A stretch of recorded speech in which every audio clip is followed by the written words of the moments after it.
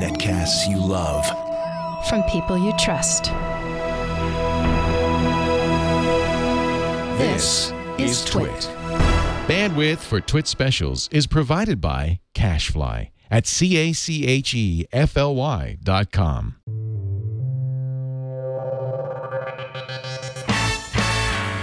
This is TWiT Live special number 257, recorded Thursday, September 24th, 2015.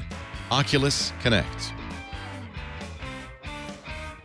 TWiT Live specials are brought to you by Braintree. If you're working on a mobile app and searching for the right payments API, check out the Braintree V.0 SDK. With one simple integration, your customers get every way to pay. To learn more and to try out the sandbox, go to BraintreePayments.com/TWiT. Hey everybody, Leo Laporte with Mike Elgan. Ben Lang is also here from theroadtovr.com, and we're waiting for what actually looks like it's about to begin, the keynote from the Oculus Connect conference. Good morning, Mike. Good morning. And, you know, we've been waiting for the Oculus Rift product to ship to somebody other than developers for, it seems like 4 years now. And it's still in our future. It's going to hopefully come out early next year. Wow. Taking the stage right now, not Palmer Luckey, but Brandon Uribe, who's the CEO of Oculus. Welcome to Oculus Connect 2, our second annual developers conference. It's pretty amazing to see so many people here. This year, we have over 1,500 people here today, and thousands more viewing online, some of which are even watching in VR. We have a Next VR here, viewing in VR. I was wondering, I was looking for some helmets. We have over 30 talks. I guess you don't need VR if you're there. Virtual reality. It's so lifelike. And we have over 20 brand new VR experiences for you to try right here at the show. Later today, Michael Abrash will talk about VR research and the future. Ben, are you actually at the conference? Because this is day 2 of the conference, unscripted talks. Yeah, that's right. VR. I'm just outside, actually, cobbled over here in a corner. We got a bunch of people are all over in the Dolby Theater watching this. So we made you leave the theater to come speak with us. Well, thank you. I'm very grateful. Yeah, I thought it might be We're fun. going to dive into the roadmaps for Gear VR, Rift, it's good news that John Carmack will be We're going to show some incredible new games and experiences that are coming to the Oculus platform. Some really great experiences.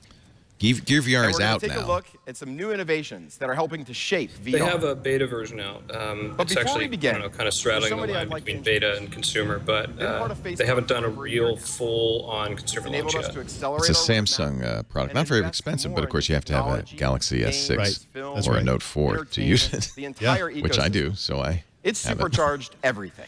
Great, and it looks like we have Jeff. About why he's so excited about virtual reality, please welcome Mark Zuckerberg. Well, maybe it is a little bit of a Facebook event, Ben Lang, because Zuckerberg, of course, bought Oculus. How long ago was that? That was 2014. Thanks, Brendan. Last year. And hey, everyone. Hey. A couple of years ago, I stopped by the Oculus offices and met with Palmer. So this is a surprise, I would say, as far as the because Facebook's been pretty hands-off, haven't they? Yeah, absolutely. And I'd seen VR before, but this was by far the best experience I'd ever seen. It was like teleporting to some other place just by putting on a headset. Just kind of Mark belatedly explaining why he bought Oculus. I didn't really want to leave. Now, when they finally did make me leave, I realized that there was another reason why I was so excited about this. And it's because I was seeing the next great technology platform that's going to define the way that we all connect in the future. That is something Facebook said all along. Yeah. Facebook's mission is to make the world more open and connected. And we believe that the more power that people have to share and experience all kinds of different things in the world, the better the world will be. And over time, the way that we share and experience the world is changing. See, this is the trick, is to knit those two ideas together. Share How does this help? richer and more immersive types of media and content. He talks about Facebook, the future of social being in VR. 5 or 10 years, and most of what we not shared quite and that easy to picture. Online, when I watched the 360 video they put up yesterday on the news stream, it's kind of hard. Is visual. It's a disconnect because it's a completely different experience than reading text on a web page. Right now we're entering a golden age of video. This is the video that they posted, most of what people share and consume and experience. But this is going to be a Star Wars themed. And animated. It's going to be a lot of Star Wars stuff. There's even more immersive content like games that have become makes sense. It's perfect for what they're talking about today. It does show how VR makes sense on social media. Right. They had a session with Industrial Light and Magic here, actually talking about some VR Star Wars stuff, which is pretty cool. That ILMX lab is incredible. And that voice you hear is one Jeffrey Grubb of VentureBeat. He's on the GamesBeat, in the GamesBeat department. Welcome, He looks Jeffrey. like a gamer, and he's going to do this stand-up, ladies and gentlemen. So That's right, stand-up desk. He's a stand-up journalist, stand-up guy. This is the video that you can see, in fact, can see right now on your Facebook newsfeed. It's pretty cool. Facebook is down. So yeah, so this is a great example of what's awesome about VR. Watching this event on VR, as you mentioned, all the action is in one little place. Right. Like you just want to see what's on the stage. You don't want to look around and see the audience. You might. Depends who's sitting next to you. And experience anything. And that's why I'm so excited about the future of Oculus. When I first tried Oculus, I thought, okay, now VR is ready. Now, of course, it wasn't actually ready. After about 2 years, we're still pushing the boundaries. And they told me that after I bought it. To ship the first Mark. But in just a few years, VR has gone from being this science fiction dream to an awesome reality. And now we all here have a chance to change the way that we all play, communicate. Also reality. That acronym's already taken. So that's why I'm so excited to be here with all of you guys today. All of you are inventing the next major platform. Now, this is going to grow slowly. If you think about the arrival of computers or smartphones, the first units, the first unit shipped did not ship tens of millions in the first year. But they proved an idea and made it real. And eventually, these platforms, for developers and creators, became major platforms for people to share their creativity with the entire world and to build a different and better world. Facebook is committed to this for the long term. We're going to work hard to serve this community. I want to thank you guys for all being a part of this journey, and we can't wait to see what you're going to build. And I met the president of China yesterday. Now back to Brendan. Boom, interviewed him. He's going to interview Modi, which is interesting, the premier of India, because I doubt he'll ask him any of the tough questions that a real journalist really would want to ask Modi. Thanks, Mark. VR is finally here. Back to Brendan and Thousands of sci-fi stories, decades of dreaming, all leading up to this. Over the next 12 months, millions of people around the world are going to experience VR for the very first time. They're going to feel that true sense of presence, the feeling of actually being there, being in the virtual world. They'll experience that moment when the line between the real world and the virtual world just melts away. VR changes everything. That's why we're all here. And this is an incredible moment in history. It reminds me of a moment that many of you may remember. I'm going to date myself a little bit here. The dawn of 3D graphics and online gaming. I can still remember being a kid loading up little ode to John Carmack. Doom it's interesting that Mark Zuckerberg is positioning himself essentially as a world leader. He's sitting down with the leaders of the two largest countries, populations in the world, India and China, and positioning himself. Is it as a journalist or as a statesman? I feel like it's more of a statesman. I think you're right, and he actually taught himself he learned some Chinese, some Mandarin, I believe, and he spoke it to him. Yes, and he spoke to him yesterday to the president of China. I spent several years studying Chinese. It is not easy, and I certainly never got as fluent as he did. Yeah. Plus, he kills his own food. Right then, we knew 3D graphics and networking was going to change everything. Oh, I'm sorry. That right when? I'm sorry. Oh, man. My life forever. The revelation. For me, VR feels like it's going to be even bigger. And I think many of you are here because 3D you feel the gaming? same way. I hope so. This is a once-in-a-generation moment where we can create something that inspires millions of people. Something they've never seen before, something that changes their lives forever. This is where it all begins. This is the dawn of VR. This is the time when the fundamentals are established, the new technology, the breakthroughs, the mechanics, some of the new forms of experience. Who is he speaking to here, Ben? Who's in the audience? For decades. It starts small, but year over year. He's finding a quieter spot because he was outside the door of this. So it's How about Jeffrey? Who's he speaking to, Jeffrey? Well, I mean, it's a developer conference. It's all developers. So the way he's speaking, it makes me sound like he's going to maybe announce a way that they're going to show the consumers these ideas and this hardware, because it's a really hard thing to talk about. It's a really hard thing to demo, but maybe he's got something lined up here where he's going to say, hey, developers, we have a way to show people your stuff, and here's how we're going to do it. That might be the single biggest challenge with VR, isn't it? Absolutely. You have to put the helmet on. You can keep Jason the audio up a little bit behind us. I don't want to kill it entirely. That's a lot of smartphones. And with mobile VR, you only need a great portable VR device and a smartphone. It's that simple. So we've been working really closely with Samsung for over 2 years now to create the best portable VR device on the planet. The new Sony 4K, one of the reasons for that might well be for the Sony. And today, it's got to be. Your eyeballs are an inch from the screen. That we'd like to share with you first. To tell you more, please welcome Peter Koo, SVP at Samsung Mobile. Interesting. Yeah, Samsung's a very tight partner. Yeah. In fact, wasn't the original Oculus Rift also Samsung display? It was. Yeah, they did. Use Thank you, Brandon. Samsung. Good morning, everyone. And I think it's interesting that content's starting to come out, and Us2 Games just released or announced a game called Land's End. These are the people who made innovation. The purpose has expressed itself some very cool video games. Products and this is just for Samsung Gear VR. Every kind. Just a few weeks ago, in fact, we introduced 2 big new choices to the smartphone market.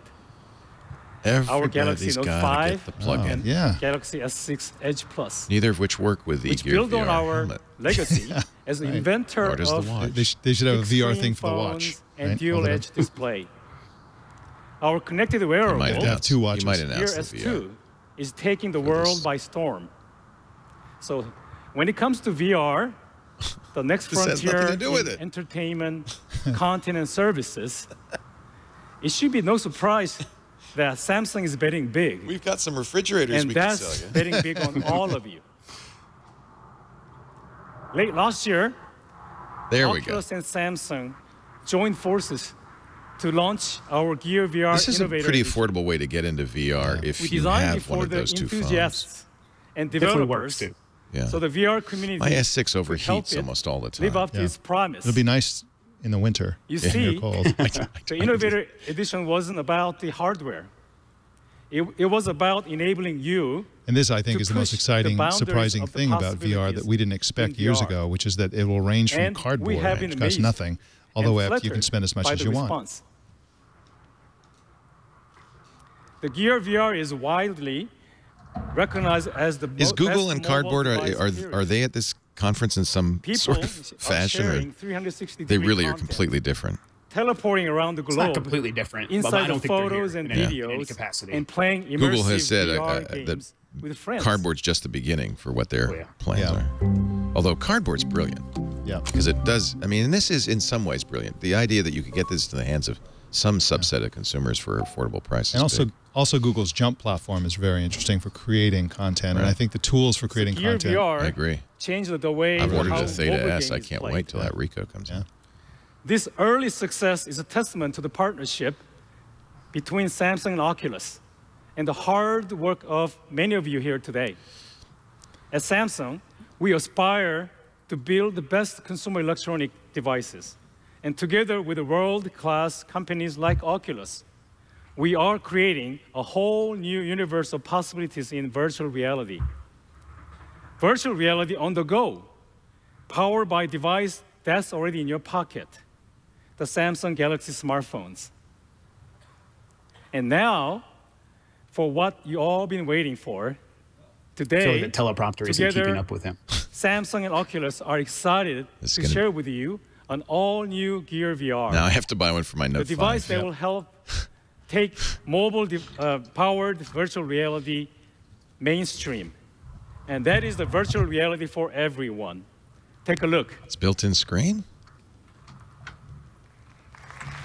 Okay. Doesn't have the top strap, which I kind of like. Looks otherwise exactly the same. I guess it doesn't. Does it not need a phone? Is that the idea? Yeah, it's hard to tell. Price is critical on this. That's amazing. So let me tell you a little bit about the product. First, we've redesigned the Gear VR to work with Samsung's entire 2015 still have to have line a of phone. flagship smartphones. But this is great, they broadened the number of Samsung The Galaxy phones Note that work 5, with it, but still. Edge Plus, Okay, I guess Galaxy I got a new S6, one. and S6 Edge. Great line of What products. else is new? That was, I mean, The that's second, we made the headset 22% lighter and much more comfortable to wear. I think that's what you've been asking for. This is I very like the exciting top as well. strap. I hate to say it, but that kind of keeps it. That takes some of the weight off of it. Maybe they feel you don't need it. Maybe it's ergonomic, We but also yeah, made it doesn't look as improvement, comfortable. Right. To the touchpad and overall feel. Touchpad now has Third, indentations. the Gear VR will come with an access to expanding universe of premium contents, games. There's a lot of and content, videos. I have to say. Yeah. I've This is not also run very out of exciting stuff, for and me a as lot of well. it is really exciting. And finally, the price. Whoa! $99. I'm buying it right now. Okay, not till November. Yes. That is a big deal, isn't it, Ben? I mean, that makes it, really is making it more affordable. I mean, there are a lot of people with those phones. Maybe not a lot. Yeah. Enough. So it's dropped by $100. We wanted to make it affordable for everyone Yeah, it was to join $200. mobile VR movement. And it really should be So when $100 it bucks. hit It's the store, not. It's just a lot of in the plastic. United There's no States, smarts in it. The VR will be available in time for Black Friday and all around the world Interesting. just shortly after. Interesting. So if you have this year's or last year's, you'll have a chance to get a Gear VR. And if you have all of this, any of this year's There's so much to be phones, excited about. the Note 5, Together, the S6, the we've S6 given demonstrations Edge, to and tens the of thousands S6 of Plus. people. Their first taste of VR. They put on the headset and refuse to take it off. It's true. Yeah. When, And we know my kids it's come over, posed for continued when their friends success. come over, they say, "Where's the And headset?" so, from all of us at Seriously. Samsung, It's They going wanna to be play with so it. huge. Yeah, thank you for your partnership. they get it. Thank you for your creativity and innovation. We are proud to be traveling this journey with you. Together, we are making It's hard to show virtual a model reality not a looking true like an idiot. reality. This Oh, yes. very much And I looks like can't the wait Palmer to Luckey see Newsweek cover, what you actually. all create This next. is my favorite part about VR, all these Thank you. pictures. You know, it's So not to be ignored either, because I mean that was what killed the Segways. You looked like an idiot on Yeah. it. Mm-hmm. Thanks, Imagine Peter. Gear VR with- is going on to a be Segway. awesome. You're going to be able to take tried virtual it. reality Doesn't with work. you, Yeah. toss in your bag, Works for take it out, 2 hand it seconds to and your it friend, ends pass quickly. it around. It really is Gear VR mobile virtual reality on the go. So, what is virtual reality? What is Gear VR? Without Jeffrey, your when they incredible come out content? with the Oculus next year, It's you guys that do are we know making what the price point will be? They're gonna light Nope, this they up. haven't They're announced gonna it. make It sounds like they're not going to announce it during this keynote or throughout the show. Paul Merlucky was on Reddit yesterday, or maybe the day before, saying that they're not going to do pre-orders or anything like that, so people shouldn't worry about hitting the F5 key. So that probably means no price point. But it sounds like it's going to be in the $300 to $500 range. That's the best estimates at this time. The only thing they've said, I guess, was last year at Recode. He said $1,500, including a high-end gaming machine. So. Right. And that's with a GTX 970, so that would probably put it in that $300 range for the headset. Who already love VR. That's a good price. I mean, I think that's a. I mean, Not bad. Remember, gamers spend a lot of money on high-end accessories. It's actually not. It's about the same price as the Xbox Elite That as easy as controller. Right? In the last 10 months, we've released 10 Oculus mobile SDKs. And they're really founded on 5 core It's the principles. dev part, of course.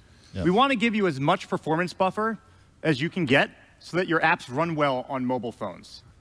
Latency is critically important. You got to keep it sub 20 milliseconds, Latency, which means that was what even makes you small nauseous. head movements cause things to show up in the right place at the right time on the screen. I don't Your get apps need to nauseous with run the without Galaxy Android Gear interference. VR. My wife does. You want your So, text, your there's images, still and your some videos to render as clearly as something possible. going on there. But I've gotten And of used to course, it, I guess. You need to be able to use the leading It's all mode about that and motion tracking, like which the you Gear do VR is just in not other going to have. Right. So a lot of people are still going to get For the past sick. few Right. months, Like- we've and that's focused on latency, making right? mobile SDK as Essentially. That's part of it, but it's also just knowing where your body Frame rate. is. The phone's not capable of doing that yet. Right. And, the big one will be able to do that. The Right. PC one will, but not the phone. I see. Okay. Yeah, the phone tracks your head movements, of course. Yeah, not your body. Not your body. Yeah, rotational, but not positional, which Positional. is your Got it. forward, back, side to side. That very professional soundbite was recorded 2 nights ago at 2 a.m., by the way. So does anyone here recognize what this high score is? That's your high score on Donkey Kong. I know it. Perfect. That's right. Come on, Brendan. Perfect score in Pac-Man. Oh, Pac-Man. I never got close, but if you ate all the cherries, all the bananas, ate all the ghosts, yes, then you would reach this ultimate achievement. Actually, I should have recognized we've talked about those classic games, and we thought they were simple, they were addicting, they were a lot of fun, and we wanted to bring that kind of feeling into VR today. So I'm really pleased to announce Oculus Arcade. Oh. Oh, wow. Oh.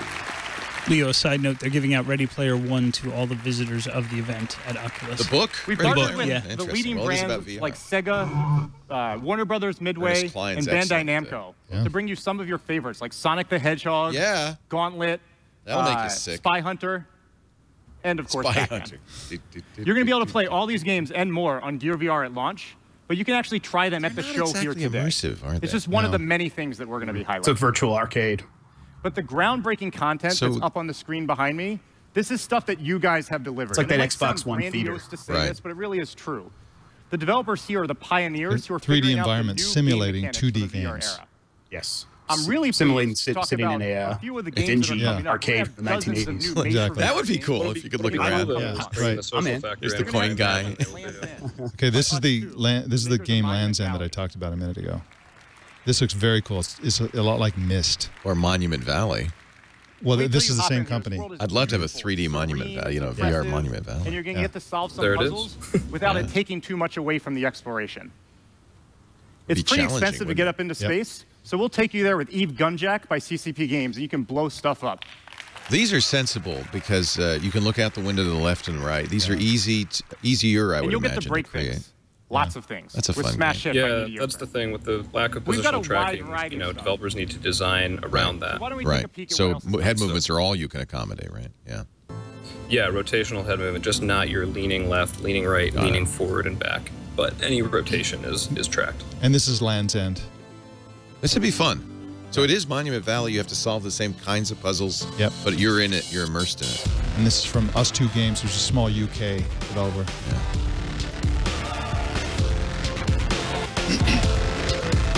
We're looking at multiple games now.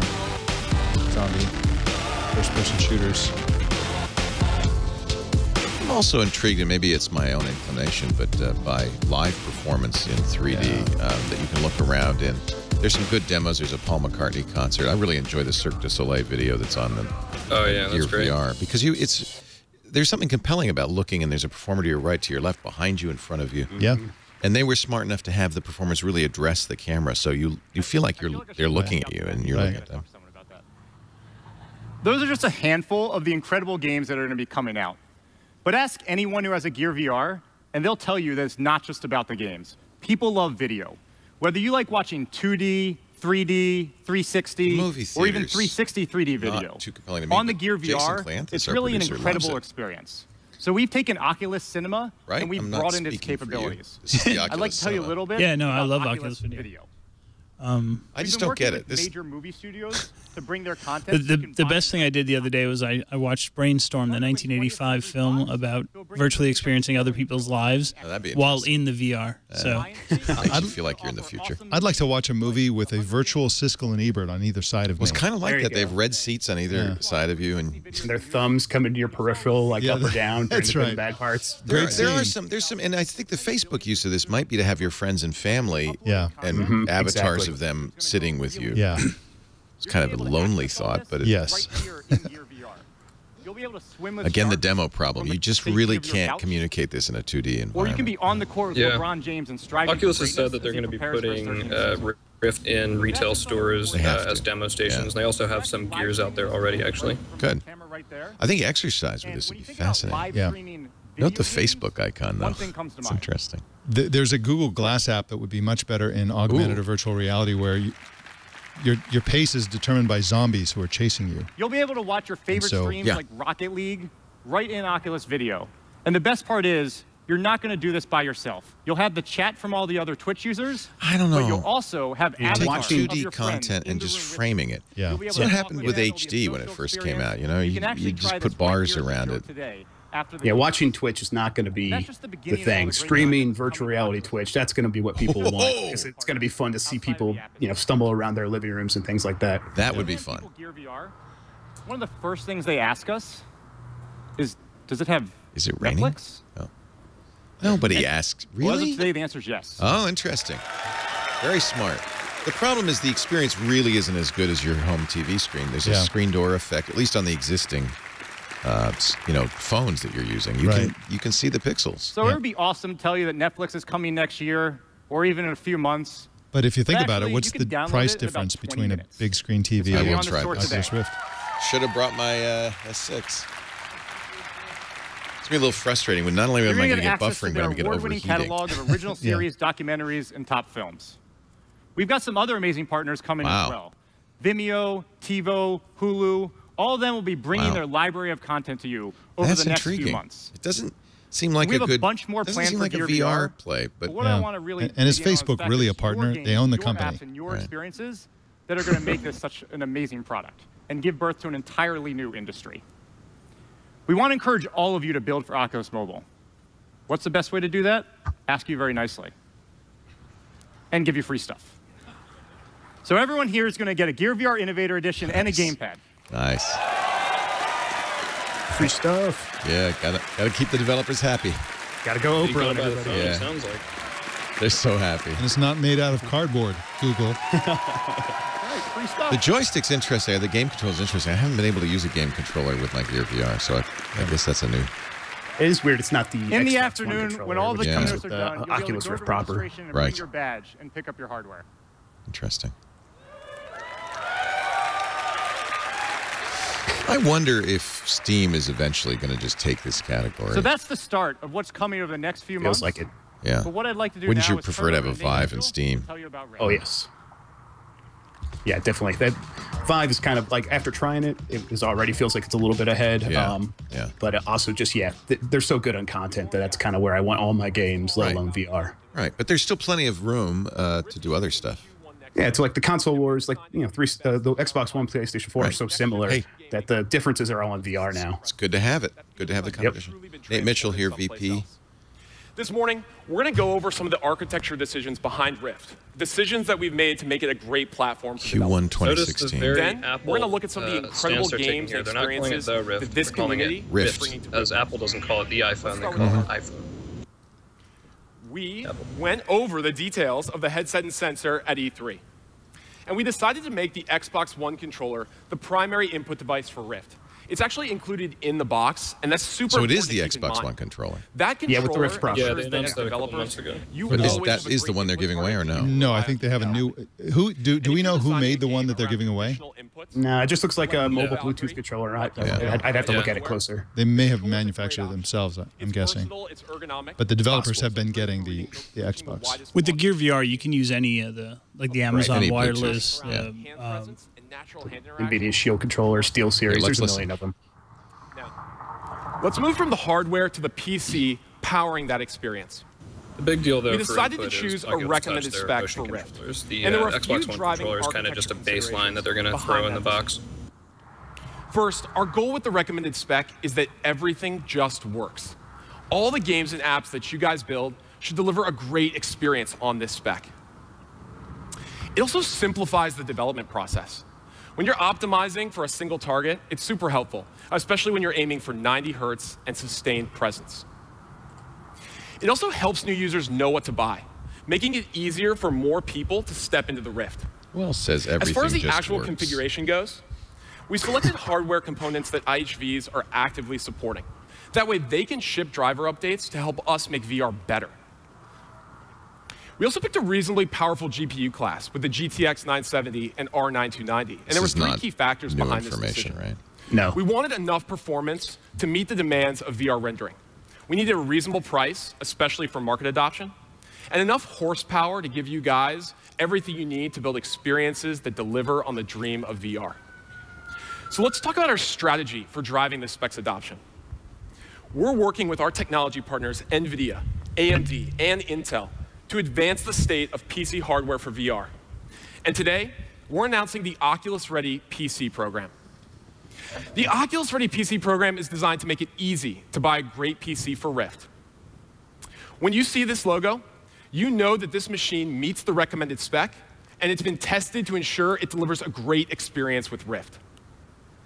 Early next year, our partners, Asus, Dell, and Alienware, are going to be offering brand new Oculus-ready configurations starting at a variety of price points under $1,000. That may be that $500 Rift. Yeah. You need a 970, an NVIDIA 970 card. Yeah. All of these about $350 for that. NVIDIA and i50 Intel hardware. I'm sorry, and there's gonna i5 be a variety of options you can actually bundle with your Rift purchase. And this is just the beginning for the Oculus Ready program. We're going to have more partners to announce in the coming year. Which brings us to the Rift SDK. On Rift, our architecture decisions are guided more than anything else by two key things: comfort and quality of experience. Not only do we believe that's key to the success of Rift, comfort meaning we believe it's key to the success of keep them VR from throwing in general. up. Yeah. And this Exactly. drives decisions throughout the Rift Pukelessness. stack. For example, they need high res. I really do. It's hard to you balance latency and high res. Comfort. Yeah, latency is more important than high res, but I agree they need to get that screen door effect. I don't want as to see low the as possible. screen door, yeah, especially for Netflix. Yeah, even for gaming, it just takes you out of it. Direct driver mode. And for those of you that lived through the dark ages that were extended mode with us, you'll be happy to hear that direct driver mode is a huge step forward in terms of quality of experience. Nightmare time where you had to duplicate the Rift as a second monitor and then get the game into it, and it was frustrating and annoying. But they recently released these direct driver modes where you basically just click the game and it knows the It becomes the display. Yeah. Yeah, it's so much nicer. Yeah, I remember trying to set up that early Rift kit with extended mode. Very challenging. No fun.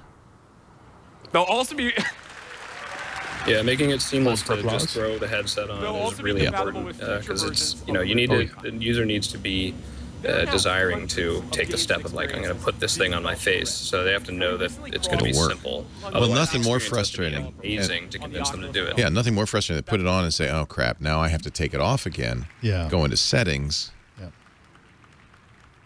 So they're announcing the SDK will be available in December. There are 200,000 users. Our show today brought to you, as always, by breaking news by Braintree. If you're working on a mobile app with the right payments API, the best payments API, check out Braintree v.0 on the SDK. You can keep it on this. You don't need to see me. Keep the audio up, too, because I like the music. Sounds dramatic. Braintree Payments, bringing you easy online payments. PayPal, Apple Pay, Android Pay, Bitcoin, Venmo, credit cards, and more. Your customers experience ease of use. Just like Uber, they use Braintree. Airbnb, hotels tonight. Even GitHub. In a world where payments make all the difference, Braintree's #1. Check out the V.0 SDK. You'll set it up in less than 10 minutes. BraintreePayments.com/twit. And don't forget the first $50,000 in transactions fee-free. BraintreePayments.com/twit. That's just a few of the incredible games coming to Rift next year. Games like Battlezone, Rebellion's multiplayer reimagining of the original immersive arcade classic. I spent so much money playing Battlezone. The awesome mech combat game developed by Space Bullet Dynamics Corporation. The mech display, which solved a problem with low frame rates in old PCs, now solves the problem in VR. Right. These games are among many others that are going to be shipping on Rift next year. I'd buy Battlezone. So, that's a look at how this I got so good at Battlezone, I never. I could just play it for as long as I could stand it. Yeah, yeah. You just back up. You back up and with turn. Yeah. You know it. Yeah. Misspent youth. I could totally. And we've already seen astounding work from many of the developers in this room this morning. Those tactics reflect in life, too. Get against the wall and cover your six. Back up as fast as you can. And cover your six.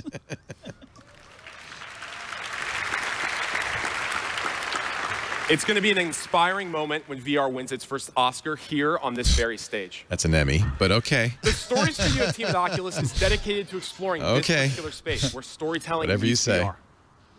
Their first short film, that's what they were saying. Debuted at Sundance earlier this year. VR experience won an Emmy. Their second short it got is an Henry. Got it. Okay. Henry's the story of a lovable hedgehog on his birthday. The film's rendered in real time in Unreal Engine 4. Yeah, did you have a chance to do Henry? Offers a glimpse I did not. into the future of movies. Pretty cool. It's a Pixar-like immersive experience. I think it's going to reach out to a lot of your non-gamer, non-tech people. Yeah. And, can you do it on the Gear VR? have had a No, chance not to on meet Gear him. VR yet. No. We invite you to meet him here at the show. But we thought it'd be fun to go one step further. Here's where we see Today, how they demo this it. morning on Oculus Share, actually, we're going to be releasing a short VR trailer for Henry to everyone at home with the DK2. There you go. That's the developer kit, of course, not none of you.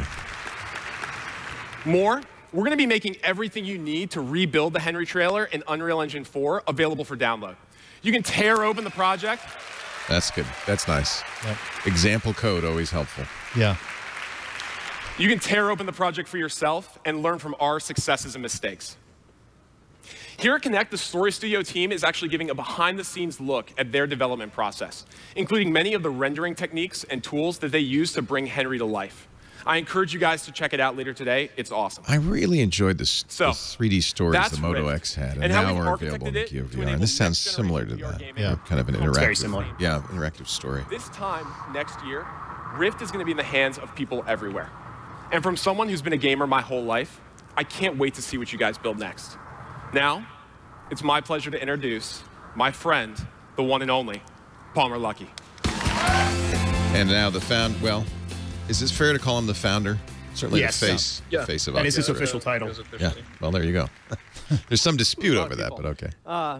Back in 2010, when I was still in college, during the He is a short time I goofy spent in bastard. college, Before I was on the cover of spent Newsweek. a lot of time playing video games. I blew off a lot of homework playing online games with my friends, like Minecraft. And that experience of playing in these virtual worlds really got me thinking for the first time seriously about what a metaverse would look like.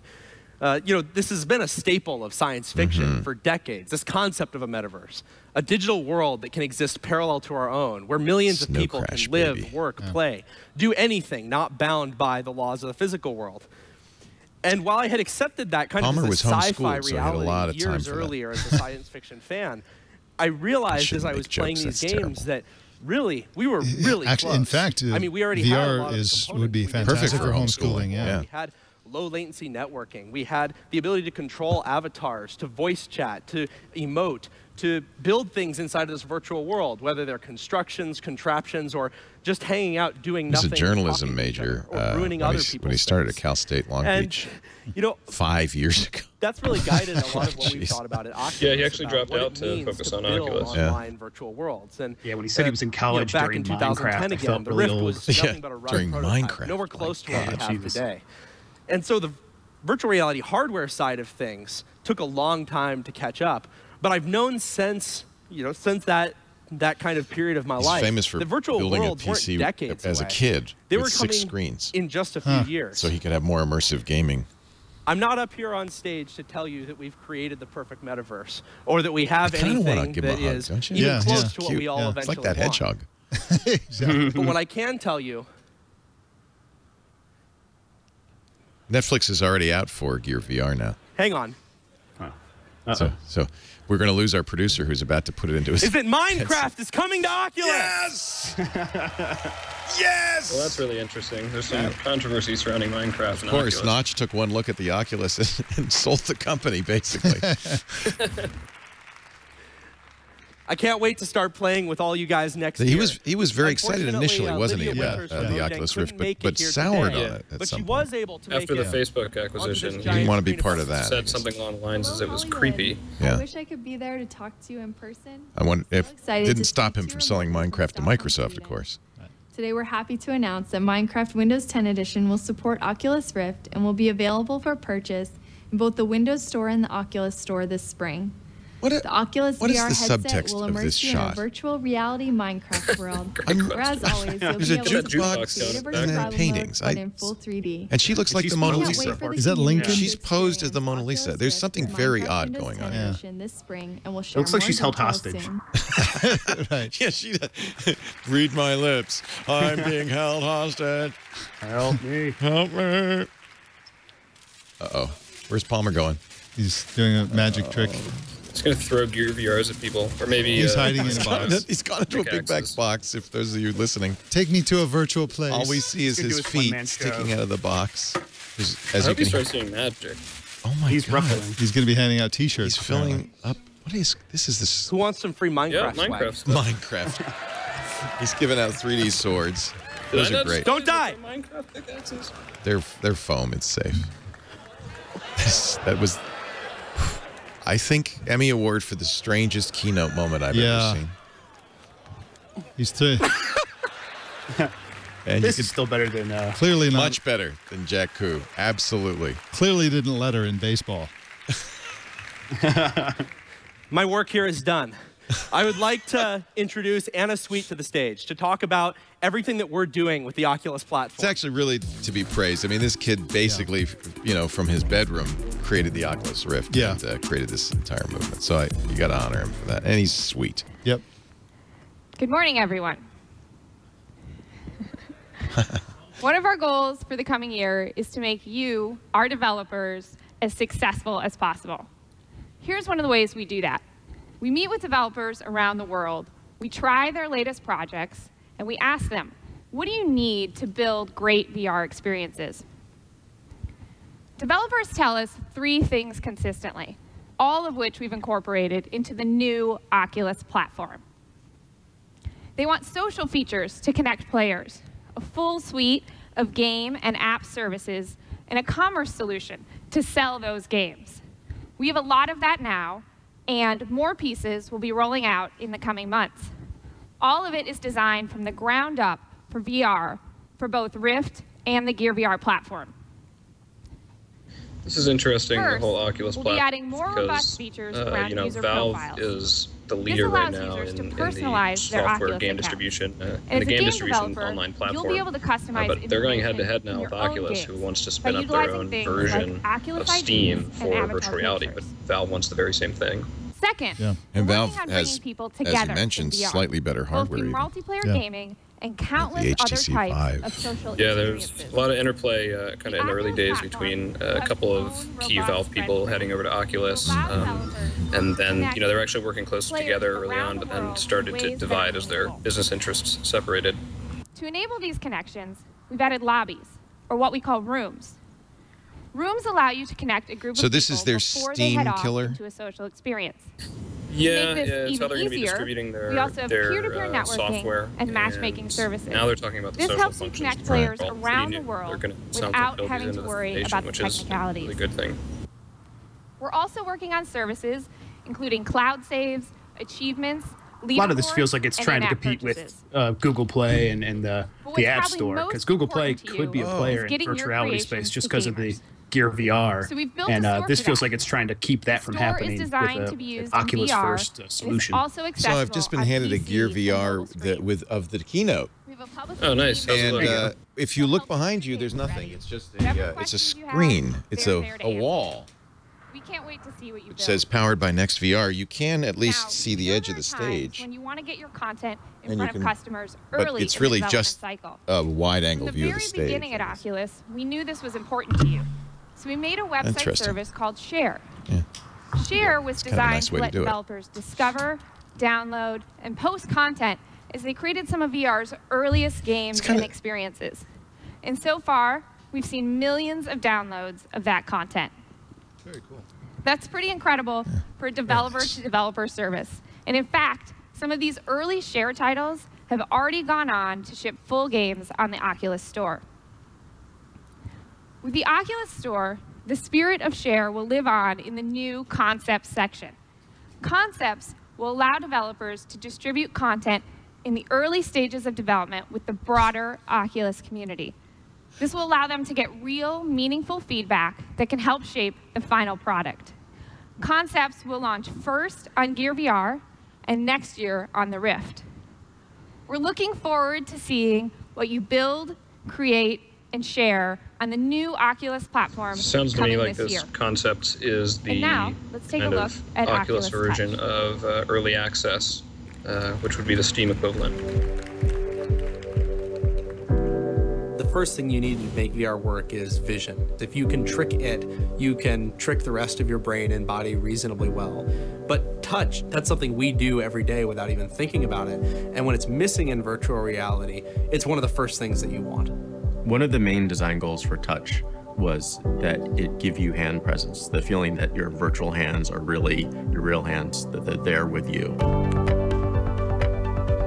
We made hundreds of prototypes. We're refining on ergonomics, the types of inputs we had, the type of tracking that we had. And a lot of the assumptions you make at the beginning of the process. So there's some sort of haptics here to give you the sense that you're touching something. Solution where it's not necessarily, it's more about having input into the world.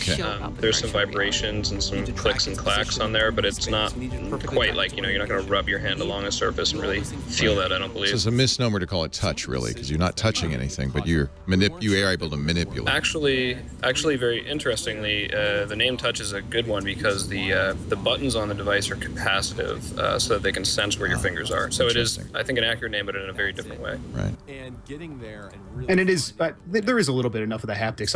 When I did the Valve HTC demo, they had their version of this, those little wands, and there was a demo where you had the balloons blow up and you hit the balloon, and just hitting that balloon, it vibrated enough that I felt like I was really doing that. So that is important. It does kind of bridge a gap in your mind, and your imagination fills in the gaps. Haptics have really advanced from rumble engines in your joystick. I mean, what Apple's done with haptics actually shows that it doesn't take much to trick your brain. Feels like you were talking to a person. Yeah, the Xbox One controller with Forza.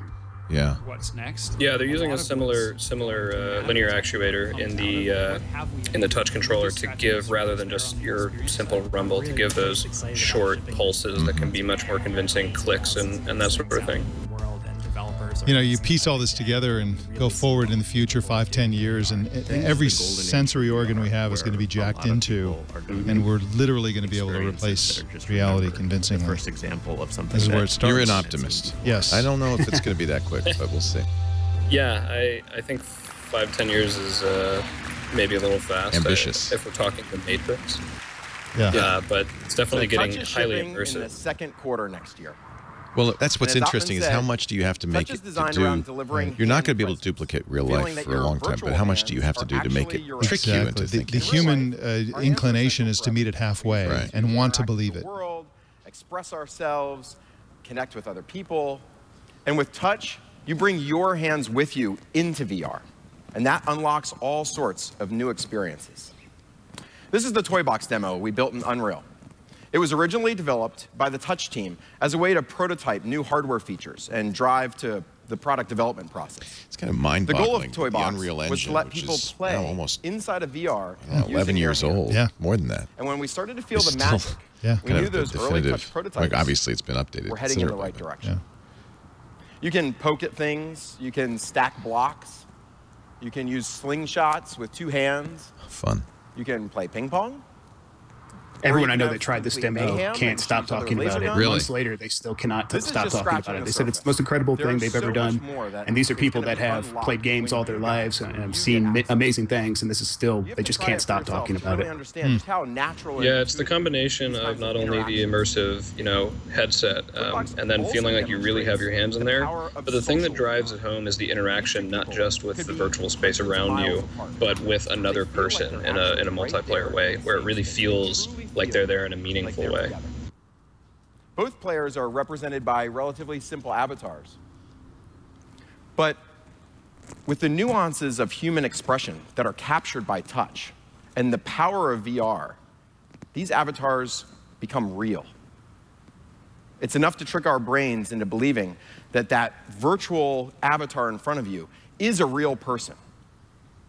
You know it if you've experienced this.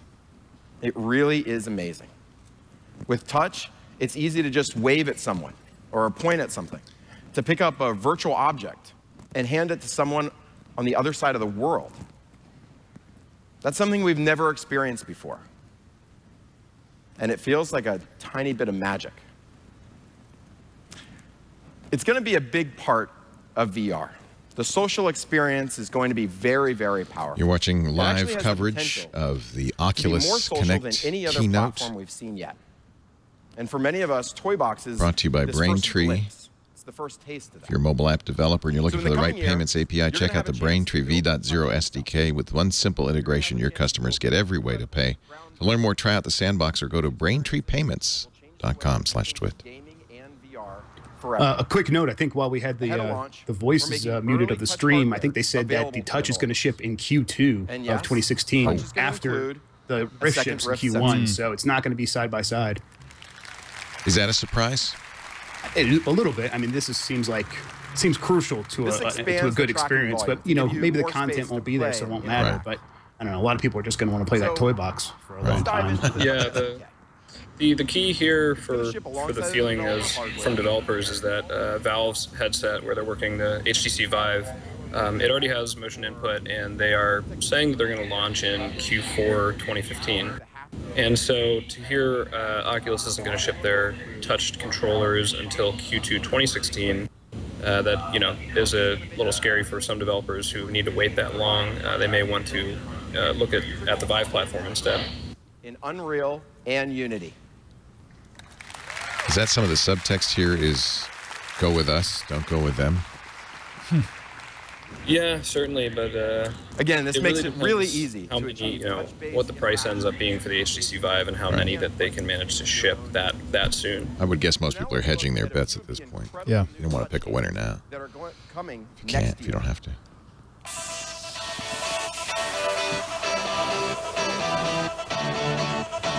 But you're right. All you need is one really compelling demo. Yeah.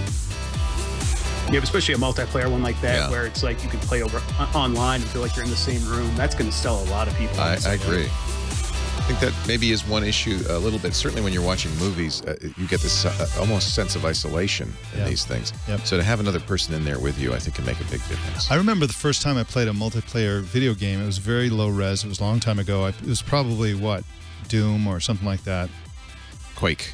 Quake. It was Quake. That's what it was, exactly. And it blew me away even then, just the notion that other people were really there. Yeah. And VRs, just forget about it. And we it's going to be have super 10 compelling. new touch demos for you to try here at Connect that were developed by some of the people in this audience. These demonstrate something new, something a little magical. And you really have to see them for yourself. I hope you get a chance to try them today. These and many more will all be shipping next year. Okay, that's one I won't be playing. Yeah. Now, that's actually we've one of the developed better another. ones. Is it really? I played that. I think it's the one I played in the Vive. This is an art tool. It might not be the exact same thing, but if it is, it's the one I'm thinking of. You're in a kitchen, you have a knife, and you go to reach for tomatoes, and you go to reach for the big butcher knife, and you go to grab it, and you try to cut the tomato, and the thing breaks in front of you, and it's just. And you're in this room where you walk around. Yes, exactly. But it's really it's one of the better ones because it makes sense to be picking stuff up and walking around a 15 by 15 space. Huh. Yeah, it's got this funny humor too. The notion is it's like, you know, 2050 and robots have replaced humans, and you're going back to the historical era of when humans used to do real work. I don't know what to expect. I've never seen anything. And it's got cartoon visuals as well, so it's like it shows that cartoon visuals can work. You don't have to make something super realistic. Yeah. So it works. It's convincing. Is there an uncanny valley in VR? I bet there is. When I realized I could reach my hand. Yeah, which I think that's going to be why most people I think go with more stylized visuals, because your brain's not going to care if it's stylized, but your brain is going to care if it's supposed to be real and it looks funky. I realized that the traditional 3D program, it's like working with one hand tied behind your back. With the Rift, I can rotate it as I sculpt it, the way you would play on a potter's wheel. I think I'm kind of coming around to your point of view that the touch is critical. When I was using Medium, I was it definitely is. in my head, and before even that's why it's a little scary for the Rift to be launching Q1 2016 with a gamepad rather than these devices, while the other headset is launching before with touch, or not touch, but with input controllers or motion input. There's not a real secret to starting. This is pretty cool, though. There's a well-known experience like this called Tilt Brush that's been on the HTC Vive, which is everybody loves it. And this is the first time Oculus is showing this experience here, where they're letting people, you know, sculpt geometry right in the air.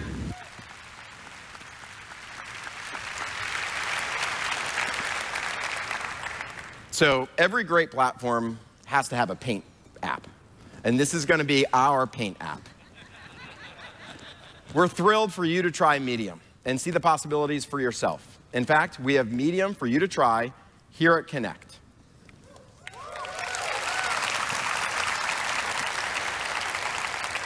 And along with the other touch experiences, Medium will be shipping with touch next year. We continue to work really closely with Epic and Unity to ensure that their tech is optimized for world-class VR development. We also do a great job supporting Crytek and Stingray and some of the other engines. So almost all the touch demos here today are built with either the Unreal Engine or Unity. And I can still remember being a kid and being captivated by the original Unreal Engine. Again, I'm dating myself a little bit here, but way back when it ran on the very first 3DFX graphics card. Many of you might remember that. Oh, yeah. It was a groundbreaking moment for 3D graphics. You jump ahead nearly 20 years, and it looks a little bit better. And it's one of the most important technologies in 3D gaming and virtual reality. The founder of Epic, Tim Sweeney, has always been a hero of mine. And he's a true inspiration to this entire industry. So now I'm excited to announce that Tim Sweeney is here today to share more about his vision for virtual reality. Please welcome the legendary Tim Sweeney. I'm gathering from your guys squeeing that this is a big deal. Thanks, Brendan. Yeah, Tim is kind of like your just classic amazing nerd kind of Carmack style, just Epic and Oculus just sweet guy and just super smart and just I'll let you just listen and get a feel for him. And Brendan Arib, it was pretty clear that this was going to be something huge, and the Oculus team has succeeded in creating a revolution. Now, the most exciting thing about the VR revolution is that it's open to all developers. You know, earlier this year, we made Unreal Engine 4 available to everybody for free. And since then, we've had over 1 million developers choose Unreal. 1 million developers. And they're building some amazing VR experiences. Now, the opportunities now for VR developers are really unprecedented. In gaming, we're seeing the invention of new genres, taking advantage of the possibilities for immersion and emotion that simply didn't exist before. Here in Hollywood, filmmakers are recognizing the potential of this new medium as a means of storytelling, and they're creating entirely new types of experiences that really transcend the limits of traditional linear media. And we're about to see the wholesale reinvention of our entire foundation of applications and websites around the capabilities of VR and real presence. And the implications there for social networking, for commerce, for fields like industrial design and architecture are really without precedent. It's really an exciting time. And you know, leading this revolution here, I see 3 generations of developers in the audience. They're the new folks who are just getting their start now with VR, together with the indie generation, you know, who was really forged during the mobile revolution, and then has faced serious challenges during the growth of the market as it's become extremely crowded and difficult. And then there are the grizzled old veterans of the early PC and console days, such as myself. Here at Oculus Connect, we're all really united together in our common belief in the future of VR as a platform. Everything that's happened before, I really feel all of our successes and all of our failures has really been a starting point so that we could do these things we're doing now today. It's a great time for the industry, and I'm seeing really an enormous amount of potential going forward. So I wanted to talk a little bit, sorry. He's cute, you're right. Yes, he is. It's adorable. I want to talk about a little bit about how all of this is coming together. You know, the scale of the hardware is really going to lead to a new sort of race to reality, where over the next decade, I think we'll see advances in GPU technology, in display technology, sensors, and software such as engines, which really lead us to the point of being indistinguishable from reality. And it's the people in this room that will make that revolution happen. And it's an incredibly exciting time for the industry. Now, for the supporting role that we at Epic play here, you know, we're the creators of a game engine. We're sort of like the makers of a paintbrush that artists such as yourselves use to create your masterpiece. And to guide our engine creation process, we create demos to explore the possibilities of new generations of hardware. At past events, you might have seen the Couch Nights demo or the Showdown demo. Well, here at Oculus Connect 2, we've created an entirely new experience. An experience that uses the Oculus Touch controller for locomotion. With Oculus, not just to support the Rift with their engine, but also at pretty much every major step along the way, they've put together a really impressive demo to show. And so they've got a new one here. We are now pulling into the rail station. Be alert. The enemy will be waiting for you. Freeze! Grab and throw rope. I feel like Sweeney might have some unresolved issues here. Yeah. Talking about the people that make them record.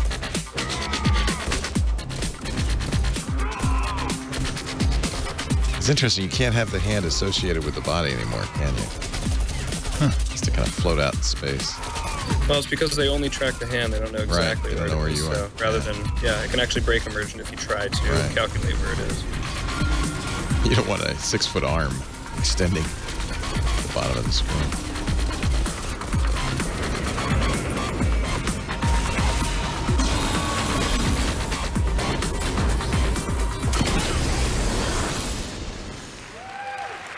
Notice that considerably less detail, though, in the than current Epic on a PC. Yep.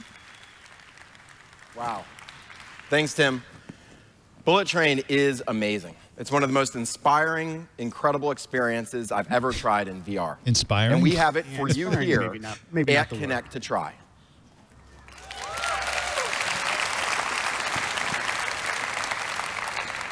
Now, in Bullet Train, they created some new mechanics that were really pretty amazing. In the beginning, when we started Oculus, we put on the headset and we took a gamepad and we moved the joystick forward in a virtual world, and suddenly it wasn't quite as comfortable as we were hoping it was going to be, especially for folks like me. And so we didn't know, were we going to be able to traverse worlds, or were we going to be kind of stuck in a stationary position? People have given you a little more space to move around, and with extra Rift sensor, you can kind of move around. But Epic took it a step further. They added this teleportation element, this new mechanic, which allows you to, with the touch explaining how controller, people are going to move where you want to VR go. across wide spaces is going to be a solution that it's an amazing someone needs to come up with, and it sounds like maybe Epic might have something right here. Well, yeah, you don't. You just go. Yeah, exactly. Yeah, magic. No movement, just magic. I was ready to go up the escalators and go out of the train station, and you'll have to see it for yourself. But it's amazing, and we are going to be exploring these worlds. Bullet Train also enables or highlights an experience that we've been dreaming about for a long time. Bullet time. It is awesome. In Bullet Train, you can slow down time with the touch controller, with the hand button. You can slow down time, and as the bullets get closer to you, you can grab them out of the air and throw them back at the enemy. It's awesome. You got to try it. So we have a huge year ahead. This is going to be incredible. Whoops. We don't need to see Bullet Train again. We have a huge year ahead. Gear VR is going to bring virtual reality to millions of people. Rift is going to enable true presence. And touch is going to redefine the way that we interact in VR. All the games, apps, and experiences that you're working on have the potential to change the world. And this is just the beginning. Everyone in this room is helping to define the next platform, the next leap forward. I can't wait to see what we achieve together. So I'll leave you with a thought. I was recently talking to Michael Abrash, and I asked him, so it's been a year and a half since you joined, how do you think things are going overall? And he told me something I'll never forget. He said, Brendan, I think I found the challenge I want to work on for the rest of my life.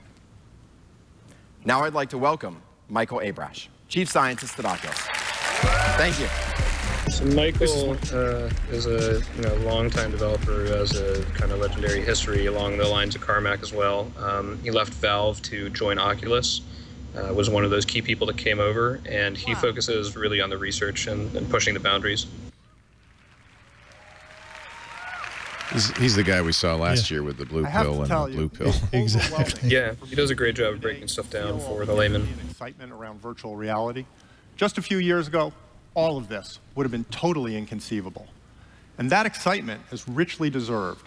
VR opens up a whole new universe of possibilities. And once you've experienced it, it's obvious that it's going to change the world in a big way. And the truly amazing part is that we've barely started down the path toward what VR is capable of. Decades of innovation and new experiences lie before us. Today, I'm going to talk to you about what we at Oculus Research see as the core challenges of VR, the ones that are the keys to unlocking the future. And between that and the rest of Connect, I'm pretty sure that we'll all be on fire about VR by the time we leave. But then, we're all going to go back to our normal lives. And that excitement will fade. So I'd like to tell you a little story. Back in 1992, I moved to Seattle to work at Microsoft on the first version of Windows NT. I'd never been at a large company or worked on a large project before, so I had a lot of adjustments to make, not least learning how things worked under NT's architect and manager, Dave Cutler, an industry legend with his own very clear way of doing things. Yeah, Cutler's One day, absolutely I was heading to a meeting when Dave started walking next to me to the same meeting. Now, you have to understand that Dave was brilliant, driven, and kind of a dick. Put it mildly, not given to wasting time on polite chit-chat. That was a good thing. NT would never have shipped without all three of those attributes, but I think it's accurate to say that Dave and I had never had a conversation that wasn't purely functional. We walked in silence for a little while. Then Dave suddenly turned to me and said, just in plain language. You know, these are the good old days. Yeah. I don't think I would have been more startled if David announced he was a Martian. I don't remember what I said, but I do remember what I thought. I don't think so. NT was a pressure cooker back then, with a big part of the future of Microsoft riding on it. My days were a stressful blur, under intense time and quality pressure, and that sure didn't feel like the good old days to me. But you know what? Dave was right. When I think back on NT, what I remember are the teamwork, the accomplishments, and the camaraderie. And I think about how I helped to build the core of the operating system that hundreds of millions of people have used every day for the past 15 years. Great book about that time. It was more than called, just time well Showstopper spent. By It was time G. to be Pascal treasured, Zachary. a rare Highly opportunity recommended if you to really make a difference. want to know the story. My I only got to read that regret again. today I haven't is that I didn't properly read appreciate it, that I don't remember opportunity at the much of it. time. So I urge you to take a moment now and then to remember how unbelievably fortunate we all are to have the opportunity to be VR pioneers. Hey guys, this is We're actually creating the a whole start new way of for the people next to interact keynote with technology. for another hour. One which has the and, potential to I've got some meetings I redefine gotta run almost to. everything. All right, we'll let you go. Thanks you, a lot Ben. for having me, guys. Enjoy the rest. Ben Lang, it's great to have you. Of course, the website roadtovr.com. And if you are interested in keeping up on this field, that's a Having great said place that, to go. We're all here to change the future. I'm a regular Thanks, reader. guys. Thanks, VR Ben. is Take care. incredibly Bye-bye, Ben. I'm going to bow out Imagine a being bit, able too. to I have feel another and interview to do. manipulate But, virtual objects. I'll watch a little bit of this. Imagine being able to bring real objects into the virtual world to create mixed reality. Imagine talking to someone and believing that their avatar was really them, right down to the way they smile and gesture, and then feeling the vibrations as they set their soda can down on the table. And imagine feeling like you've slipped on magic glasses that reveal His another world. talk last that's year as was vivid kind of and content believable light, as this but one. I think it is important. He All of those plays a role as a kind of and many explainer more in chief. have the potential to become real in the next 5 to 10 years. And as they do, we will all gain So a to new summarize, some pretty significant announcements today from Oculus. Of course, an updated Gear VR from Samsung that supports all the 2015 Samsung phones, and a dropped price of $99. This is important, I think, to get at least a taste of VR into a larger number of people's hands. Shipping in time for Black Friday. In time for Black Friday was exactly the phrase Samsung used.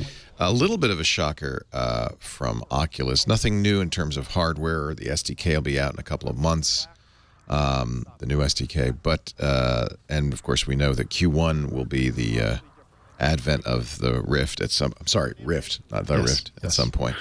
But Touch, the hand component of Rift, will be out in the quarter following Q2. So that means Oculus Rift could be as late as the end of March. Yeah, Q1. Q2 could be the end of June, right? Could be the end of June. That's a vast goal. 3 months, because you're really going to want the Touch. And Jeff, you were saying that is probably not a good thing for Oculus. It doesn't feel like a good thing. Who knows? We may look back in July and forget that there was any time because we'll be so busy experimenting with the stuff that's available. But it feels like at this point, Touch is such a huge part of making virtual reality work. Everyone that's done the Touch I feel I can't go back. I want to keep doing stuff with the hand controllers. Right. But as you pointed out, there's not a lot of content yet, except for a game that everybody agreed is the game they want to play, which is this little kind of playground sandbox game. Toy box, yeah. Yeah. There's no, for those who are curious, no concrete ship date or concrete price. Although they talked a little bit about the PCs that would be needed to play it, and I think by saying under $1,000 actually has a negative connotation because they've said earlier this year that $1,500 would be the cost of Rift plus a gaming PC. Well, if the gaming PC is under $1,000, that brings the price of the Rift up to $500. Yeah, I don't know. And that doesn't include the touch. So right. However, I don't know how price sensitive this initial market, the early adopter market, will be. Yeah. And I think no matter what, 2016 is an early adopter year for VR. It's not going to be a massive. Do you disagree, Jeff? It's not going to be. Not at all. I was literally just thinking in my head, no matter the price, I'm buying one. Yeah. I'm buying an HTC Vive, $800, $900. I need one of these things. I just got done, building my GTX 980 Ti PC so I could be ready for this stuff. So I'm all in, and I think there's a lot of people like me who are watching this saying, yeah, whatever the price, I'll buy it in 2016. Yep. I agree. But I think 2016 is the year when VR and augmented reality go mainstream, but not the high end like the Oculus Rift. I think that every even vaguely technologically oriented person, it'll be like the current world of gaming where the vast majority of people are using simple little games on their phones. Casual and the gaming. hardcore people are, really into Xbox and PlayStation. It'll be like that, I think. And let's not forget, VR is much more than gaming. Yes. And it may be that things like YouTube and Facebook support a 360 video pushes it in a direction that's a little different than the gaming direction. You see something that wasn't actually there, nicely demonstrating that the reality we experience is whatever the perceptual system and brain say it is. This leads directly to VR's unique power, the ability to drive the perceptual system to induce experiences that feel real. So I'm looking at the Netflix experience. So the better we can drive the perceptual Gear system, VR, the better the VR. And instead of a movie theater, you're in a what looks like a ski lodge. With the Netflix screen is I would say that's at least 100-inch screen in front of you. It's, watch Netflix like the 1%. Yeah. And it's embedded into a stone fireplace, a fieldstone fireplace that reaches up to the 15-foot ceiling. And of course, there's the adult version, Netflix and Chill. It is a ski lodge because out the window, mountains with snow on them. Let's see here. Is there any virtual hot cocoa? There is. Really? Amazingly enough, there's a cup of cocoa in front of me, along with a coffee table. On it is the Rayburn house. I guess that's what we're in, is the Rayburn house. Huh. Batman is on the wall. A picture of the Dark Knight, along with a couple of other pictures I can't identify. I love the Netflix carved into the mantle. Oh, yeah, the mantle says Netflix. And then above that is a painting of a talking horse. So I'm not sure what that signifies, but... You're painting one hell of a picture here. Okay, Mike, am I wrong? Developer's name was Mr. Ed, I guess. At this point, we're talking about getting all the senses involved. Let's go back to the stage briefly, because he's talking about smell. Experience, like red, green, and blue Ken for color, so thousands of different molecules would be required. Finally, odor molecules tend to be persistent and sticky. Okay, so I might scent leave generators tend to end up talking about odor molecules. That's your cue to leave. So there's lots of potential for smell in VR, but it's going to take some serious research plus breakthrough delivery techniques to move it forward. Next, we come to the vestibular system, our built-in accelerometers and gyroscopes. The internet always come to the vestibular system. Eventually, it always leads to the vestibular. It all comes down to that. Essential to balance and our awareness of where we are in space. And it's particularly important for VR because the TV in the Netflix simulation is flat. It's a 2D movie you're watching. Yeah. In a simulated environment. It would be weird if in the 3D environment there was a 3D environment. When you're in a first-person shooter game console headset thing that you had to put on virtually. Kind of Inception, yeah. I've played the solitaire version inside the VR, Leo, and it has a deck of cards floating ahead of you in another wood-paneled lodge somewhere. And there's this floating jester who animates all around the room for you. That's what VR is really about. It's about simulating these places you can't really afford to go. Right. So now you don't need to actually go there. You could just do it in VR. I'm in the Rayburn house, baby. Disrupt all of the economies. Watching Narcos right now, the very violent first episode. It's a great show, though. Oh, I love it. It's interesting how when they switched over to the VR on the S6, the upgrade to the app created a whole new high-level apartment living up on the hills, whereas in the first one you were in a kind of the menu existed in a much more subdued space, and now you're in almost a Grand Theft Auto style house on the hills with glass, floor to ceiling. Actually, this is kind of nice. The lights have dimmed around me. You can still look out. The mountains highlighted. It's actually quite a cozy space there. Let's all watch Mike use VR. Yeah, and I think there's some magazines I could read. It's, there's the Rayburn House book, his coffee table book. Kids Camp. That's like a coloring book or something. Yeah, and see your hot cocoa right there. Yeah, it's nice. I wish I could drink it. Waveforms played back as point sources, but ultimately it needs to be done by properly simulating the physical processes involved in the generation of sound, such as surface vibrations. This area is just starting to be studied, and doing it right promises to be unbelievably computationally intensive. Next, we come to propagation, how sound moves around a space. I used to think that audio propagation. I am going to bow out. Hey, I want to thank our guests, Jeff Grubb from VentureBeat. It's great to talk to you. You can stick around. I know Mike's going to, right? You might as well watch this. Sure. I have to go off and do an interview. Also to Ben Lang from road2vr.com. As with Rift, there's no "the" there. Yes. And I hope you've enjoyed this coverage. Thanks especially to Braintree, who sponsors our breaking news coverage. We know you love Braintree because you have used it. You didn't know it, but you have on Uber and Airbnb and Hotels Tonight and GitHub. Braintree is the payments architecture for the 21st century. And if you're working on a mobile app and you're looking for the right payments API, one that lets you take everything. In fact, Android Pay came out last week. All it was is a checkbox in your control panel. Boom. You're supporting Android Pay, Apple Pay, of course, Bitcoin, Venmo, credit cards, PayPal, all with one easy 10-line integration. You're going to love it, and I want you to check it out. Play with the sandbox. BraintreePayments.com/twit. BraintreePayments.com/twit. And don't forget, your first $50,000 in transactions, fee-free. BraintreePayments.com/twit. We thank them for their support of our breaking news. I leave it to you, Mike Elgan. Thank you. Jeff Grubb. Have fun. Take care of your vestibular system. I'm going to fall right over, I think. Okay. A few drawbacks, though. All right. The biggest one is that they need to be customized on a per-person basis, which currently requires a machine like this one, an anechoic room to use it in, and so, a person Jeff, what do you think the value is to this kind of far-reaching, big not picture ready for broad consumer acceptance. Talk like this to the developers also, in the audience? HRTS have traditionally modeled sound as arriving from sources Oculus farther is away looking than 1 far meter. ahead. I mean, developers are pouring all their time and their efforts into this, building games and other kinds of experiences for VR. It's good to know that the central company behind all this is looking far ahead to reassure you that there's going to be a market here for years to come. If you invest now, maybe you can benefit from all these crazy ideas that they're coming up with now.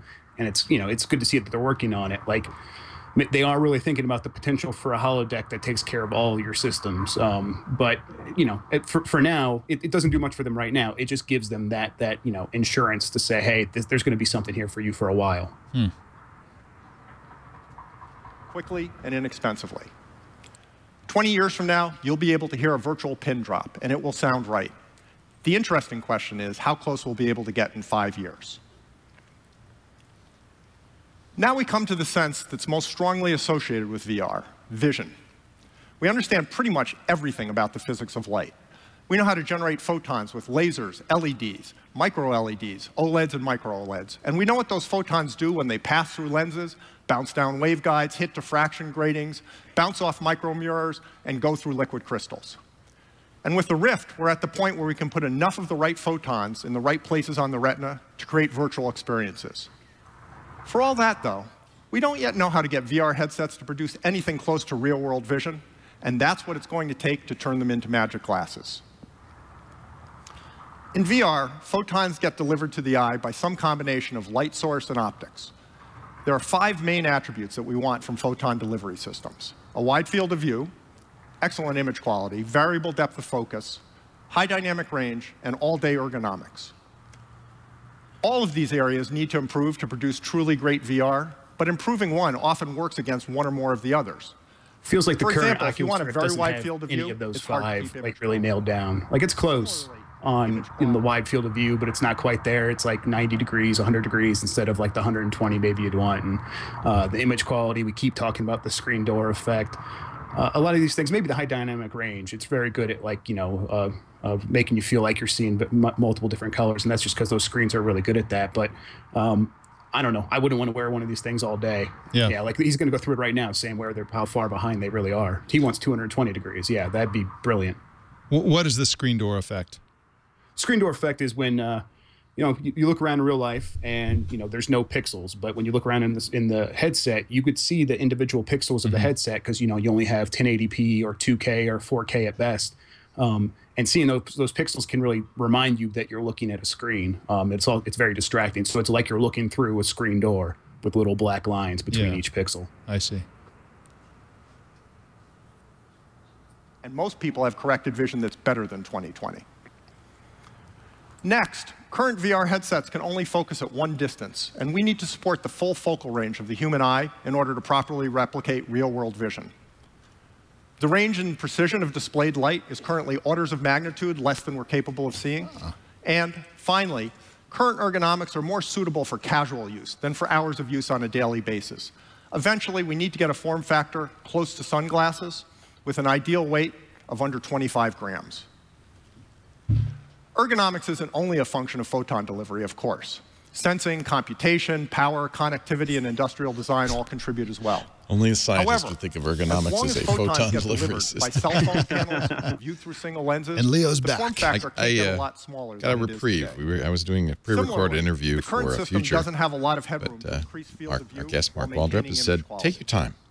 That means that getting to the next level of VR is going to require a photon delivery system that doesn't exist yet, based on either brand new technology or a novel combination of existing technologies.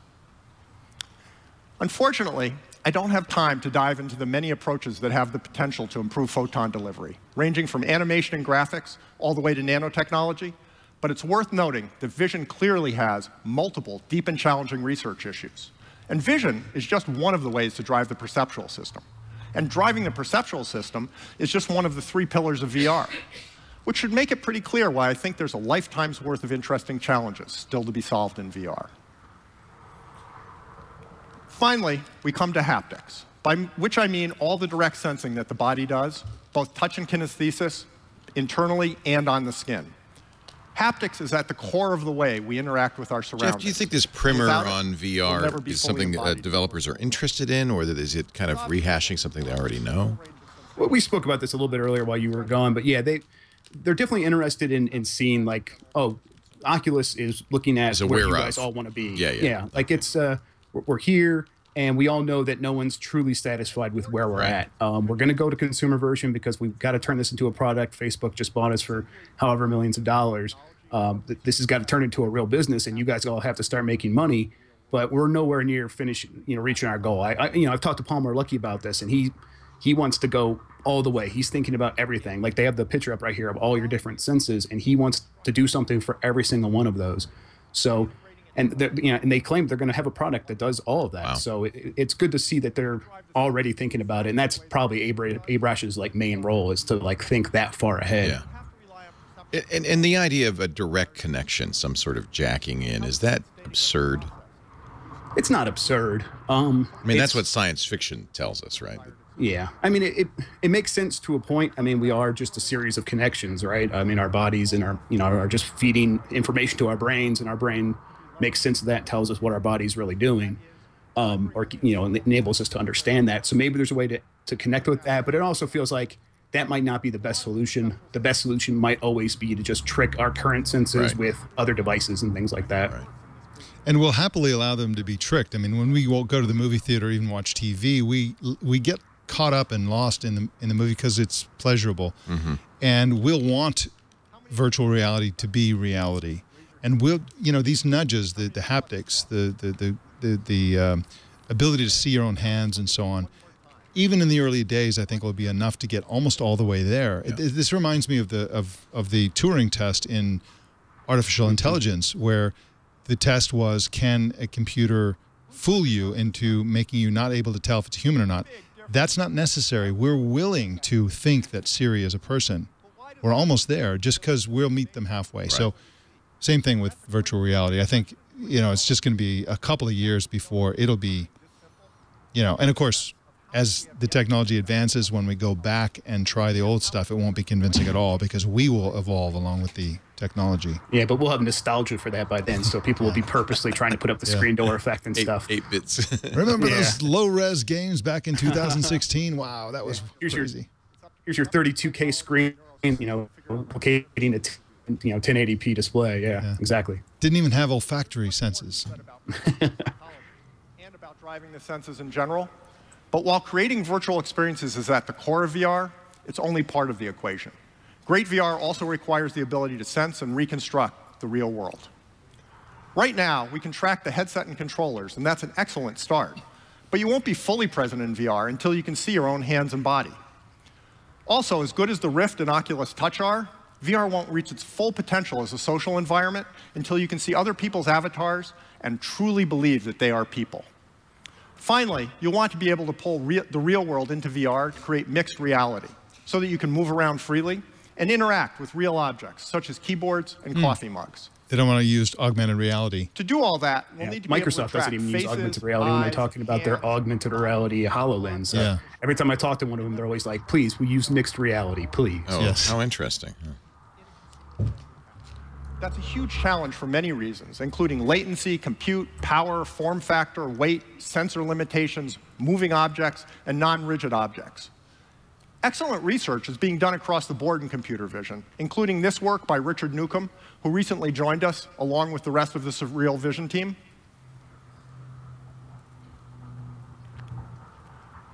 Wow. But none of the important areas are currently solved well enough for VR, and making all this work is going to require rethinking the entire sensing and reconstruction stack, both hardware and software, from the ground up. Nonetheless, the outlook is good. For example, the ability to reconstruct a room accurately enough for VR in real time doesn't yet exist. But consider this. This is an early real-time prototype from the Surreal Vision team, and it needs to get a whole lot better before the experience is as good as it needs to be. But imagine this happening automatically and seamlessly with proper texturing and lighting, and it's easy to see the enormous potential of pulling the real world into VR. This is partly what Google's Project Tango tries to do with a smartphone or a tablet. Map the real. And we can track the real world well enough to bring ourselves and other people into it. We can think about how we want to interact with that virtual world. The feedback loop from vision to motor control to haptic sensation is one of the most powerful ways to create deeply convincing experiences. Oculus Touch is a huge step in that direction, but it's obvious that what we really want in the long run is for the hands to be able to act as the dexterous virtual manipulators that they are in the real world. That's incredibly hard, arguably harder than either driving the senses or reconstructing the real world for two reasons. The first problem is that there's no hope anytime soon of reproducing the haptics of the real world. There are several obstacles to this, but the showstopper is that there's no feasible way to fully reproduce real-world kinematics. Put another way, when you put your hand down on a virtual table, there's no known or prospective consumer technology that would keep your hand from going right through Interesting. it. Bringing physical props into the virtual world, mapping a real keyboard into VR, for example, can help. But if all we wanted was the real world, we wouldn't have bothered with VR in the first place. What we really want are virtual keyboards, as well as virtual levers, buttons, handles, and other tools and controls that work as well as their physical equivalents, along with the ability to manipulate a setting wide expectations range of a virtual little lower. In order to make that happen, new haptic technology. Yeah, even saying that there's no perspective technologies, saying like we really have zero idea. Right. Like we're not even going to lie to you. Like there's no clue about how to do this. Yeah. Making photons physical like they do on the holodeck, that's not going to happen. Yeah. Palmer Luckey actually said that to me once. He's like, photons are a dead end. Okay, all right. Well, that's important to know where the dead ends are. Yeah, absolutely. Imagine that it's 1970. There's the original mouse. And you've just invented the mouse, but still have to invent and implement the concept of a bitmapped windowing interface for the mouse to drive. That's where we'll be when we've developed good enough haptic technology. Figuring that out is going to take a lot of research and time, but I'm absolutely confident that the first haptic VR interface that really works will be world-changing magic on a par with the first mouse-based windowing systems. Yeah. I wish I had more to tell you about interaction, but it's very early days. I've just laid out an enormous research. All right, guys, it's 12:30 one that my covers time. I think all I'm of going to human need to drop perception, out myself, half a go do dozen some areas real of work here. All right, hey, it's great to have you. Thank you, Jeff Grubb from VentureBeat. Jeff covers gaming, but also virtual reality gaming. A very exciting new field, and we appreciate your time. Absolutely. Thanks for having me on, guys, and have a good day and enjoy the rest of the stream. Thanks, Jeff. Yep, absolutely. This could go on for a while, I think. Yeah. This project, which we developed in collaboration with the University of Southern California, illustrates just how cross-disciplinary VR research is. Faces are particularly difficult to track in VR because the headset covers the top half of the face. It was in the chat room earlier. How do you track a face that's wearing a VR helmet? Well, here's how. In the video I'm about to Painful play, implants, apparently. You can see the user's expressions, including eyebrow raises and squints that are occurring under the headset. I hope it's a camera.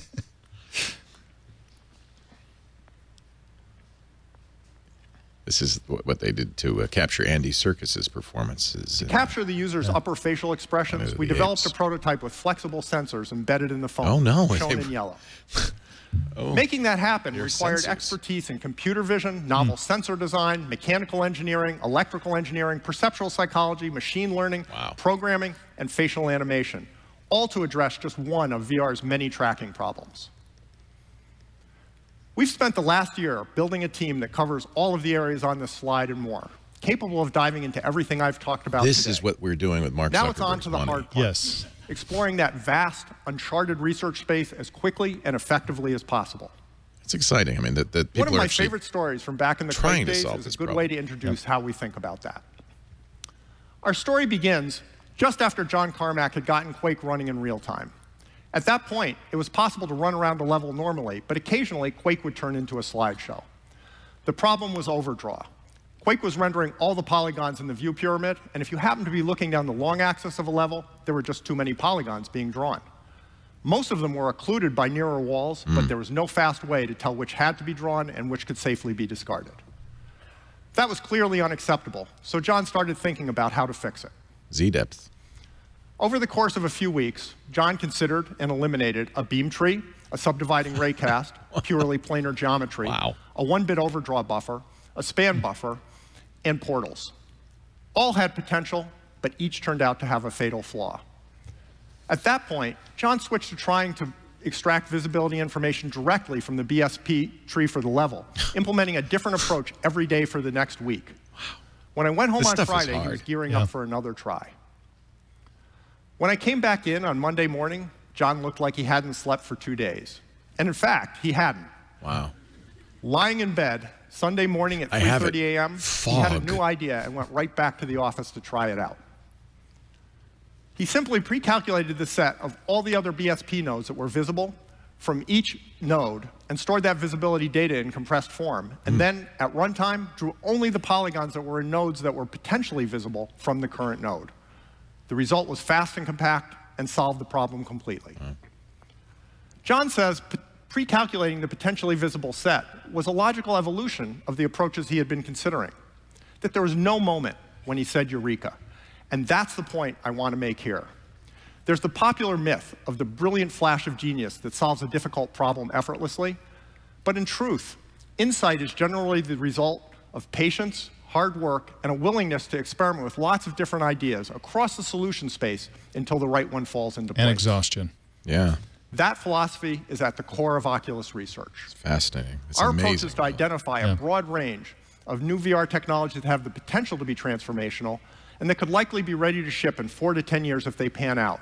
Then build prototypes to quickly try them out, running multiple experiments in parallel.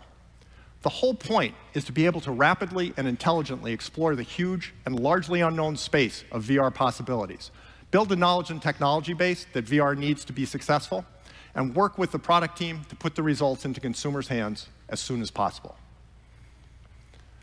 Without a doubt, all that will take many, many years of research and development by the whole VR community. After all, Jim Clark built a geometry engine in 1979, and more than 3 decades later, 3D is still evolving.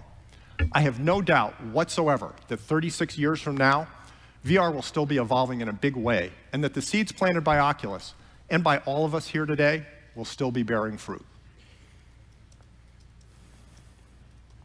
We've covered a lot of ground today, But I'd like to leave you with one more thought. Did you ever read Stephen Levy's When I was Hackers? just starting to think of myself as a serious programmer, I was In inspired fact, I by have an Stephen autographed Levy's copy. Hackers, which chronicled the birth of the computer, personal it's like computer, the 30th and early anniversary, video 40th games. anniversary of it, isn't it? It was a book about technology. Megan had What made it Stephen so Levy inspiring on were the TN2 stories yesterday. of the people who made that technology happen. People like Lee Felsenstein, Steve Wozniak, John Harris, and Captain Crunch, to name just a few. Stories that made me Talk to think them all. it must have been so insanely cool to have been there and done that. Today, we, everyone in this room, are those people. One day, 5, 10, 20 years from now, you'll be reading a history of VR. And when you get to the part about Oculus Connect, you'll think, hey, I was there. And you'll remember with incredible clarity. That's the question. What a Is somebody remarkable writing and this exciting story? time this was. And you'll be right. You may not realize it yet, but believe me, these are the good old days. Let's make the most of them as we build the future of VR together. Thank you. That's what Dave Cutler told him during the development of NT, and now he's telling the young guys in the elevator, these are the good old days. That's a great point. Michael A. Brash, the head of R&D at Oculus, showing what they're thinking about deep into the future. And as Jeff said, that's also important to show the developers present. It's not just what we're talking about today, but it's what's coming in the future. I think that's the end of it. This is a conference that's going on. It was started yesterday, the Oculus Connect 2 conference, the second annual conference. There's going to, I guess, more today. In Hollywood. Yeah, that's the, is that the Kodak Theater, the Dolby Theater? What do they call it these days? But that's where the Academy Awards are held. A nice place. Yep. There's really cool balcony seating and so on. And it was great to have, and thanks for getting Ben Lang from Road to VR and Jeff Grubb from VentureBeat, because yeah, these guys really know their stuff. This is their beat. This is what they cover. We hope you've enjoyed this coverage of the Oculus Connect keynote. Some real food for thought there. Once again, no announcement of the release date or price of the Rift. They call it Rift. Yes.